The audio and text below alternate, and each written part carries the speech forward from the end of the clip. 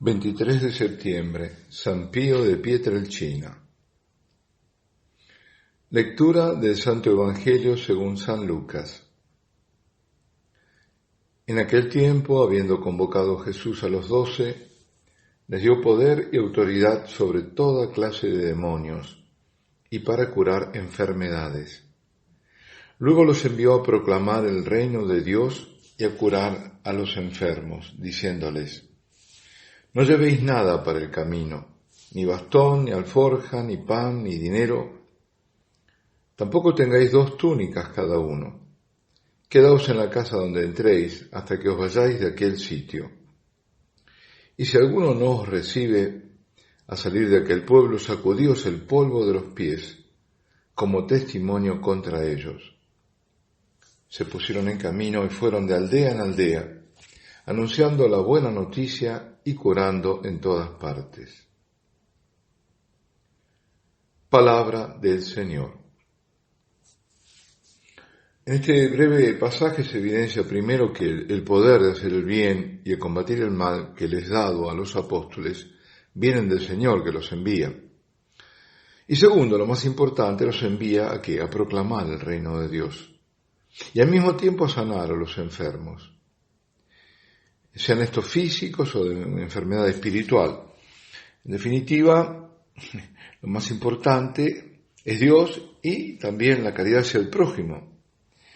Les recomienda no distraerse en su camino, ni siquiera por cosas materiales para su subsistencia, porque el Señor provee. Y es lo que le dirá ya no solo a los apóstoles, sino a todos: buscad el reino y su justicia, que todo el resto vendrá por añadidura. A ellos no les dice buscad, sino proclamad el reino. Y a los demás les está diciendo buscad ese reino. Ese reino que es proclamado por la Iglesia, por sus pastores, porque ese es el mandato fundamental. El pastor no viene a hablar de cuestiones, no debe, sociales ni políticas, sino a proclamar el reino de Dios, la salvación. Y el Señor obra maravillas, sana cuerpos, espíritus, provee a los necesitados y lo hace por medio de los santos.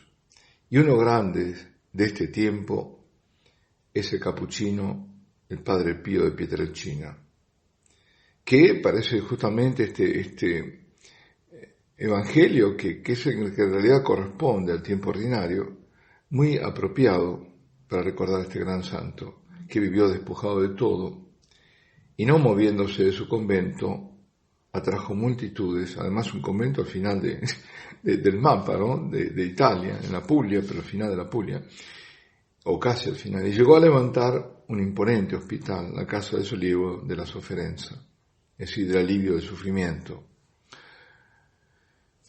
Él realmente cumplió en todo esto. Estaba despojado de todo y expulsó demonios y curó enfermedades y proclamó el reino de Dios con su vida, con su obra, con sus palabras. Este gran taumaturgo, es decir, sanador, digamos, de males físicos, fue también director espiritual de muchas almas y un apóstol del confesonario. Suena feo, confesonario, se dice así. Bueno, también está permitido decir confesionario. El 20 de septiembre de 1918 recibe los estigmas de la pasión de Cristo. Esos estigmas, esas llagas que van a permanecer abiertas, sangrantes y dolorosas también, durante 50 años, hasta su muerte, que ocurre justamente 3 días después del aniversario, el 23 de septiembre de 1968. 20 de septiembre recibe, del 18, 23 de septiembre del 68 pasa a la eternidad. Y en ese momento desaparecen totalmente. Bueno, la devoción a este gran santo se extiende por todo el mundo y por todas partes de grupos de oración del Padre Pío. El santo nace en Pietrelcina, provincia de Benevento, el 25 de mayo de 1887. Sus padres, Gracio, Giuseppa, eran campesinos, pobres campesinos, pero muy, muy devotos. Es decir, que él va recibiendo, va mamando también la fe desde muy pequeño. Se rezaba en familia el rosario todas las noches en la casa, y todos reunidos además, y en un clima de gran devoción, de gran confianza a Dios y a la Virgen. Lo sobrenatural irrumpe temprano en la vida de Francesco. Ese era el nombre de bautismo, dado en el bautismo, Francesco, porque ya de pequeño tiene frecuentes visitas de Jesús y de María, pero no solo, también de ángeles y también de demonios. Pero él pensaba que esto le ocurría a todos y por eso no decía nada. Entra en el convento de capuchinos con 16 años y ahí toma el nombre de Fray Pío de Pietrelcina, o tomará el nombre, sí. Corre el año 1903, es decir, estamos a comienzo del siglo XX.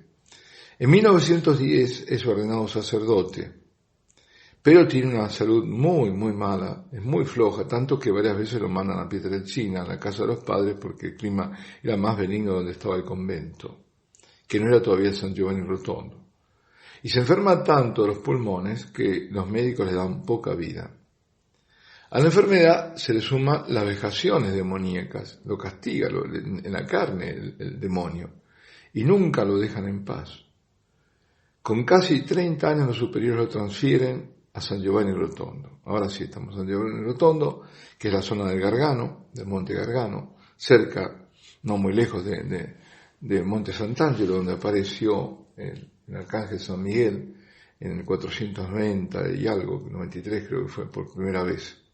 Bueno, va ahí en San Giovanni Rotondo, al convento Santa María delle Grazie, donde será conocido por todo el mundo. Hasta él llegan hombres y mujeres de toda Italia y después de todo el mundo. Y ahí, en ese convento, él se pasaba 14 a 16 horas confesando. No veía el sol, después a dormir, ¿no es cierto? Este ministerio de salvación, de tantísimas almas, recibe la fuerza en la oración. En la oración y sobre todo el Santo Rosario. Y en la Eucaristía. Padre Pío es incansable también en la recitación del Rosario. Y la Eucaristía famosa que celebraba cada día muy temprano. Y todo esto, todo este ministerio, a pesar de grandes sufrimientos físicos y morales, y de noches en las que el demonio no lo dejaba dormir. El 20 de septiembre, es decir, lo único que lo sostenía era la gracia, porque si no, con la debilidad así física y todo esto, bueno, es para sucumbir. El 20 de septiembre del 2018, ya me pasé de años, de 1918, recibe los estigmas que lo llevará consigo todo el resto de su vida, o sea, como decía, durante 50 años. Pero estos estigmas encima son motivo de humillación, de calumnias. Es sometido a humillantes inspecciones canónicas. Y él, obediente, todo lo soporta. Él obedece en todo, menos en una sola cosa no obedeció. Ahí se puso firme. Cuando le pidieron los fondos de la casa de Soliego, dijo no, porque no me pertenece a mí, es de los pobres. Bueno, llega a ser suspendido a divinis, es decir, no puede ejercer su sacerdocio a raíz de acusaciones calumniosas y solo después de algunos años, restituido a su ministerio sacerdotal. ¿Quién no pasó y sufrió el Padre Pío? En la puerta de su celda había un cartel con una frase de San Bernardo, y ahí está la clave, ¿no? María es toda la razón de mi esperanza. En María está la clave, está el secreto de la grandeza de este Padre Pío, el secreto de su santidad.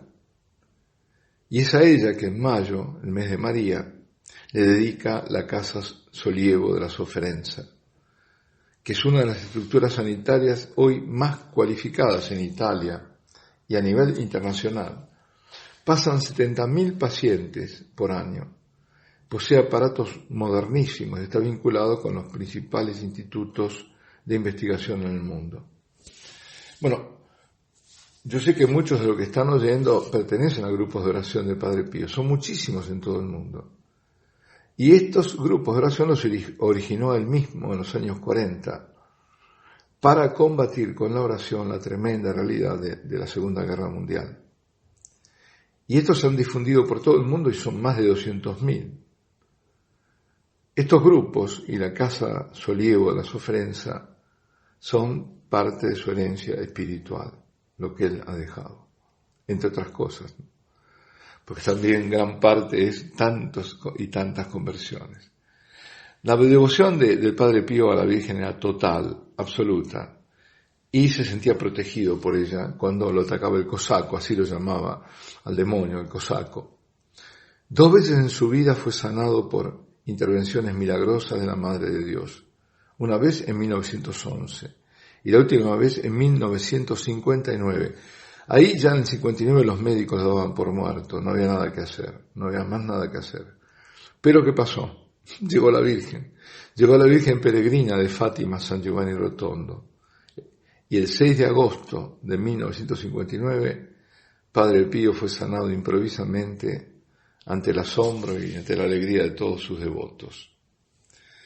Una vez le preguntaron si existía un atajo para ir al paraíso. Dijo, sí, es la Virgen.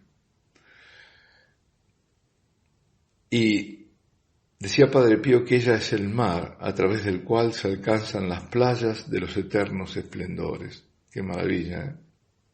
También he sabido que muchos eran sus hijos espirituales, y a todos los exhortaba a recitar el rosario y imitar a la Virgen en las virtudes de todos los días, como la humildad, la paciencia, el silencio, la pureza, la caridad.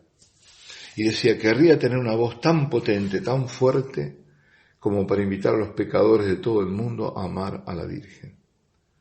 Siempre se lo veía con el rosario en mano, siempre. Lo recitaba incesantemente, sobre todo durante la noche.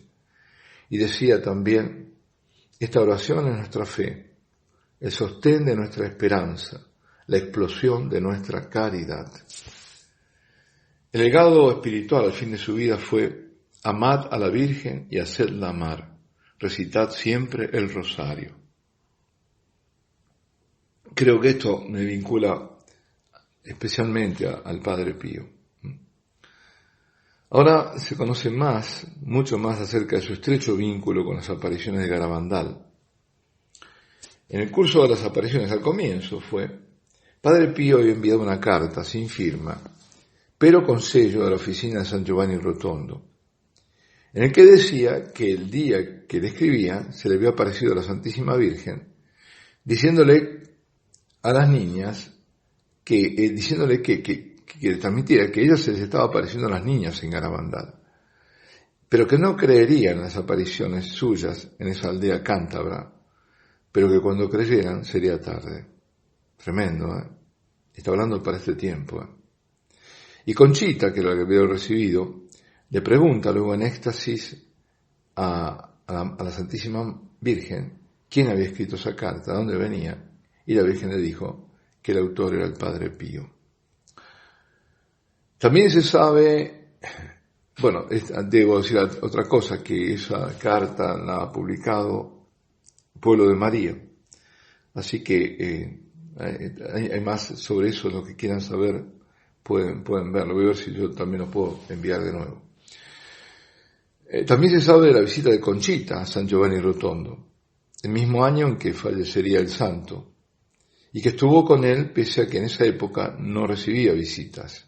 Incluso ella había ido, dicen, esto es anecdótico, que eso sí lo sé, lo sabemos, que fue con la princesa Cecilia de Borbón y Parma. Y le dijeron, estaba la princesa para verla, dijo, bueno, más tarde, después, no sé. Y dice, ¿y está Conchita? Dijo, ¿Conchita de Garabandal? Sí, bueno, que venga inmediatamente. Eso fue lo que dijo el Padre Pío, así se cuenta, ¿no?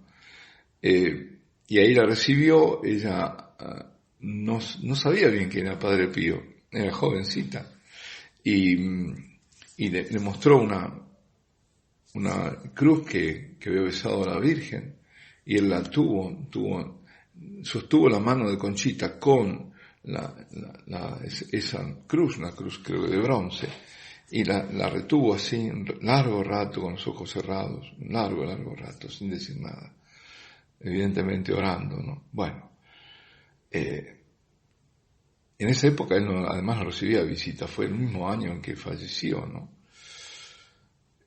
Conchita conserva además, entre las reliquias del Padre Pío, tiene varias, el sudario que cubrió su rostro y que el padre se lo había legado a la vidente, a Conchita. También se conoce el caso de Joe Lomangino, el apóstol de Garabandal de Estados Unidos, quien llegó por primera vez a esa aldea, a Garabandal, porque el Padre Pío le había asegurado que allí se aparecía la Santísima Virgen. Así que vemos una gran conexión. Bueno, todo en la vida del Padre Pío fue extraordinario, todo. Hay relatos maravillosos de su vida y muchísimos libros escritos. Yo recomiendo uno en particular, excelente. Para mí, bueno, yo no lo leí todos, pero no creo que sea superable, el de Antonio Socci. Se llama El secreto del Padre Pío. Y el secreto del Padre Pío, pero está en español, fue publicado en español, como El secreto del Padre Pío. Y famosa la frase, ¿no?, del Padre Pío, dice, cuando dijo, haré más ruido de muerto que de vivo. Tremendo, ¿no? Parece que Dios se ha complacido en un tiempo en que impera la tecnología, darnos un santo con prodigios propios de la Edad Media. Es como que se divierte. Otro capuchino, el padre Raniero Cantalamessa, dijo, si todo el mundo corre detrás del Padre Pío, como un día lo hacía detrás de Francesco de Assisi, es porque intuye vagamente que no será la técnica con todos sus recursos, ni la ciencia con todas sus promesas las que nos salven, sino la santidad, que luego es como decir el amor. En este sacerdote franciscano, capuchino, hosco, porque se lo veía hosco a veces y a veces tenía salidas tremendas, se encerraba en esa cáscara un amor profundísimo, increíble, porque él llevaba en sí mismo no solo los estigmas, sino al mismo Cristo. El Señor esté con vosotros. La bendición de Dios Todopoderoso, Padre, Hijo y Espíritu Santo, descienda sobre vosotros y permanezca para siempre. Y esto además lo ruego por la intercesión del Padre Pío.